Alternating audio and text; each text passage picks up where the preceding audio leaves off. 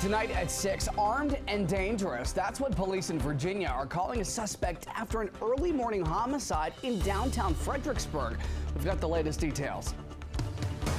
One less piece of plastic to keep in my wallet. Making it easier to ride. The big update on how you pay to take Metro in the new year. How it works, commuters are chiming in. And we have some winter weather on the way for some of us and some rain as well for Sunday and beyond into the beginning of a new work week. We'll talk about it, show it to you, and give you the latest rundown of what's expected for a timeline coming up. And access to alcohol, it could expand in Maryland. The proposal that could add beer and wine to grocery store shelves. Reaction tonight. Plus, holiday returns hacks. Not every policy is treated equally. Which retailers are charging a fee to send products back and how much? You're watching the station covering all of the DMV. This is DC News Now. Good Saturday evening. Thank you for joining us for DC News Now at 6 o'clock. I'm Ben Dennis. Right to it, meteorologist Scott Sumner standing by. He's tracking, as he said, winter weather for some of us, but it's going to be a wet Sunday, Scott. Yeah, it's going to be a good day to watch football inside, that's for sure, for everybody involved here. Let's start off with the winter alerts. We do have a winter weather advisory that's been issued here for a lot of areas hovering around the I-81 corridor. That does include the Cumberland Valley, where Washington County resides, in Hagerstown, all the way down towards the Woodstock area, in towards the Shenandoah Valley. A little further west of that and a little higher elevation, above 2,000 or 2,500 feet, you do have a winter storm warning in effect that will run from 7 a.m. on Sunday to 7 a.m. on Monday. That is for a lot of different things, but primarily snow accumulation and some ice on top of that. Where you see the winter weather advisories, this is going to be a little bit more of an icy situation as we change gears. So again, mainly snow in Garrett County, as well as western Mineral County, as well as western Allegheny County. But then you go a little bit further east and there's a little more mixing. Yes, there is some snow accumulation, but there's also some ice on top of that. And then once we get around the Manassas area, the D.C. area, around the Beltway, this should be all rain. We'll talk about it further with a timeline as well as your 7-day forecast coming up. All right, Scott, we'll see you in just a bit. Well, 2025 could look quite different for Metro riders. In the new year, those fare cards could be history, as WMATA is looking for more convenient ways to pay to ride and to park. DC News Now's Mariel Carbone spoke with riders who say an open payment system is the way of the future.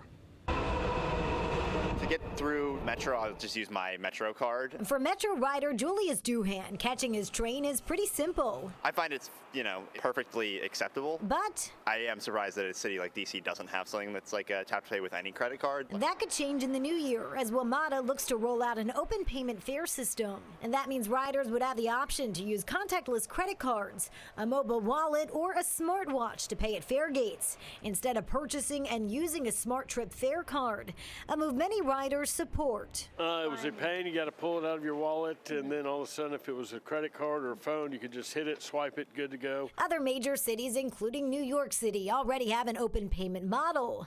The goal is to make paying more seamless. I use the Smart Chip on my Apple Pay, and I use it that way, and it works pretty well. Still, some riders say it's the same as using the Smart Trip app on your phone. I think I would use the credit card on Apple Pay anyway, so no, I don't think it matters. I mean, it would just be, one less piece of plastic to keep in my wallet, and, it's a good thing in my opinion. Reporting for DC News Now, I'm Mariel Carbone.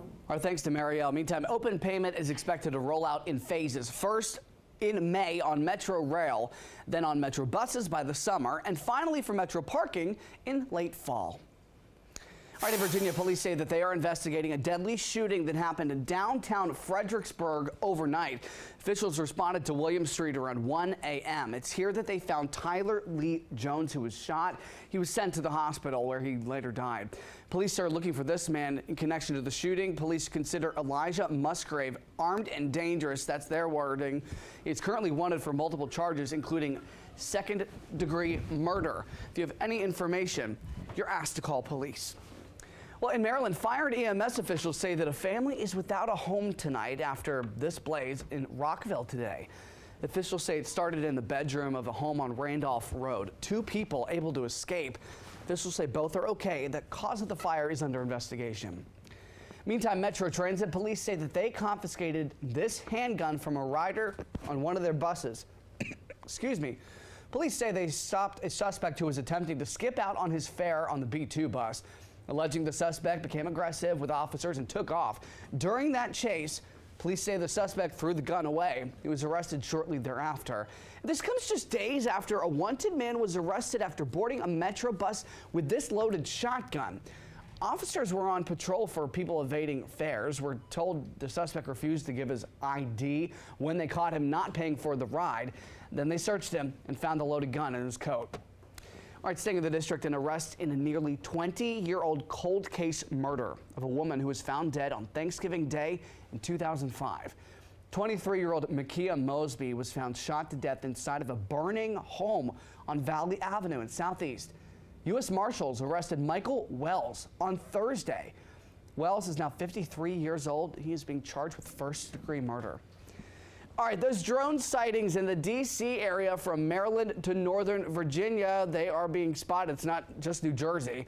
D.C. News Now's Max Marcilla reports from Bowie with more on the sights in the sky. What do you think these things were? You know, I'm really not sure. Everybody's kind of been silent on it. It looks like a big drone. A giant drone. Theodore Fedler and his wife saw this in Annapolis Thursday night. He posted it online where his video now joins many others. Like this one from I-66 near Fauquier County. It's a drone! They're all over! And this apparent drone sighting in Bowie from Wednesday night. But it definitely looks like a drone. There's just no national security threat that we see. And there's just no indication that this is some sort of foreign malign activity. That's the most detailed answer to date. Those who have seen these drones like Fedler hope more answers come soon. It's a pretty sizable object that's flying through the sky, and we were just kind of in awe about it. You know, asking what I think it was, I can't tell you. I don't think anybody can at this point. I think that's kind of, it's a little unsettling. Well, thanks to Max for that story. Our DC News Now is your local election headquarters. Another candidate throwing their hat into the ring for Prince George's County's top office. At-large council member Calvin Hawkins officially made his announcement that he is running for county executive this week. Hawkins has served on county council since 2018. He's, of course, hoping to replace Angela Alsobrooks, who resigned after she was elected to the U.S. Senate. Hawkins says if he wins, economic development, education, and public safety will be his top priorities. Over the next 93 days, that's all we have. You will hear the other candidates talk about their backgrounds and their plans. But what you won't hear, a proven record of serving the grassroots of our community. The primary for the special election will be held on March the 4th. The special general election will be May the 27th. All right, shopping for a dinner party in Maryland likely means a couple of stops. It is one of only 3 states in the U.S. where you can't buy beer and wine in grocery stores. But Governor Wes Moore hopes to change it. He posted on social media saying he wants to lift the ban to put, quote, people first. He also says it would make the state more competitive. And then we're going to have like more drunk driving and, you know, on the road. So I don't think it's appropriate.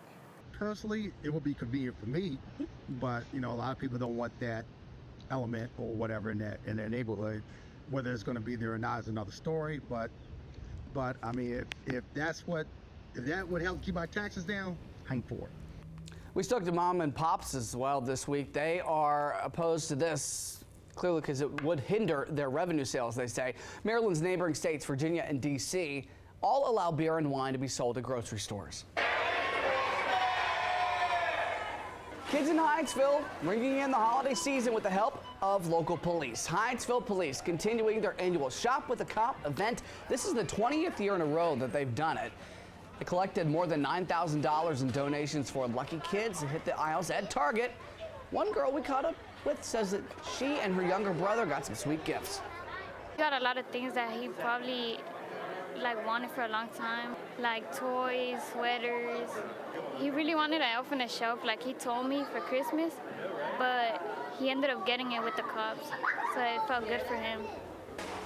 Always good to feel good. The Hyattsville Police Department has been hosting Shop with a Cop again since 2003, when 13 children participated in that inaugural event. All right, in D.C., officials hoping to make the holiday season special for everybody. The Department of Corrections hosted a celebration at Audi Field for children whose parents are behind bars. Take a look. Super Excited to be here at Audi Field with DC United and the DC United Foundation supporting Hope Foundation Reentry Network's 3rd annual Christmas on the Inside event. We've got a DJ, we've got cookie decorating, ornament making, card making, face painting, but also thanks to the great work and support from all of the community, kids are able to get gifts that the Hope Foundation was able to make happen. I was contacted about it, and it was something that I really wanted to come out for. Even if I had something I was doing, I knew this was somewhere I wanted to be. I was giving out toys and gifts to the kids that were very excited, making ornaments for my family, decorating cookies, making holiday cards, so it was a lot of fun. The families has expanded. We went from 60 kids the first year to 120 kids the second year to now almost 250 kids now. Just looking at all the faces and all the smiles, making sure these kids get what they want, making sure these families are supported in a healthy way. I'm just excited. It's been great to see the popularity of this event, but also to understand that a lot of the families deserve to have celebration, joy, happiness, and so we're just excited to be a part of it and to support the great work that they're doing in and outside as well.